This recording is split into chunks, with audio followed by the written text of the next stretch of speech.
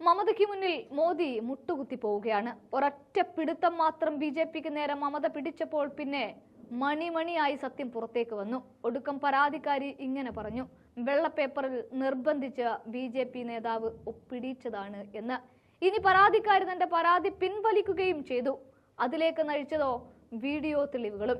ഇങ്ങനെ ബിജെപിയെ പൂട്ടിക്കെട്ടാനുള്ള തെളിവുകൾ ഓരോന്നോരോന്നായി ഈ തെരഞ്ഞെടുപ്പ് സമയത്ത് തന്നെ കണ്ടെത്തി ജനങ്ങളിലേക്ക് എത്തിക്കാനായതോടെ ബംഗാളിൽ തൃണമൂൽ കോൺഗ്രസ് സ്കോർ ചെയ്യുകയാണ്. താൻ കുഴിച്ച കുഴിയിൽ താൻ തന്നെ വീഴുകയാണ് മോദി ഇവിടെ. മമതയെ അതുവഴി തൃണമൂലിനെ പൂട്ടാൻ ബിജെപി നടത്തിയ കള്ളക്കളികളെല്ലാം ഓരോന്നോരോന്നായി ഇരുട്ടി വെളുക്കുമ്പോൾ പുറത്താവുകയുമാണ്. വിഷയം എന്താണെന്ന് വെച്ചാൽ സന്ദേശ് ഗാലി തന്നെയാണ്. ബിജെപി തിരിയിട്ട് കത്തിച്ച് ഒടുക്കം അവർക്ക് തന്നെ പൊള്ളലേൽക്കുന്ന ഒന്നായി ഇത് മാറുകയാണ്. ഇപ്പോൾ സംഭവിച്ച കാര്യം എന്താണെന്ന് വെച്ചാൽ, സന്ദേശ് ഗാലിയിൽ തൃണമൂൽ കോൺഗ്രസ് നേതാവിനെതിരായ ബലാത്സംഗ പരാതിക്കാരിൽ ഒരാൾ പിൻവലിച്ചിരിക്കുകയാണ്. ബിജെപി പ്രാദേശിക മഹിളാ മോർച്ച നേതാവ് നിർബന്ധിച്ച് വെള്ളപ്പേപ്പറിൽ ഒപ്പിടിവിച്ച ശേഷം പരാതി എഴുതി ചേർത്തുവെന്നാണ് ആരോപണം ഉയർത്തിയത്.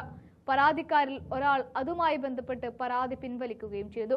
വ്യാജ ലൈംഗിക ആരോപണങ്ങൾ ഉന്നയിക്കാൻ ബിജെപി ഗൂഢാലോചന നടത്തിയെന്ന് പ്രാദേശിക നേതാവ് പറയുന്ന സ്റ്റിംഗ് ഓപ്പറേഷൻ വീഡിയോ തൃണമൂൽ പുറത്തുവിട്ടതിന് പിന്നാലെയാണ് ബിജെപിയെ വെട്ടിലാക്കി കേസിൽ മറ്റൊരു വഴിത്തിരിവ് കൂടി ഉണ്ടാകുന്നത്.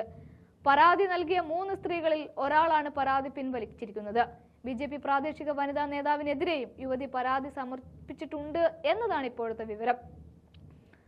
സന്ദേശ് ഗാലി വിഷയത്തിലെ ഗൂഢാലോചനയ്ക്ക് പിന്നിൽ പ്രതിപക്ഷ നേതാവ് സുവേന്ദു അധികാരിയാണെന്ന് ബിജെപി മണ്ഡലം പ്രസിഡന്റ് ഗംഗാധർ കയാൽ വെളിപ്പെടുത്തിയെന്നാണ് ചൂണ്ടിക്കാണിച്ചുകൊണ്ട് തൃണമൂൽ തെരഞ്ഞെടുപ്പ് കമ്മീഷന് പരാതിയും നൽകിയിട്ടുണ്ട്.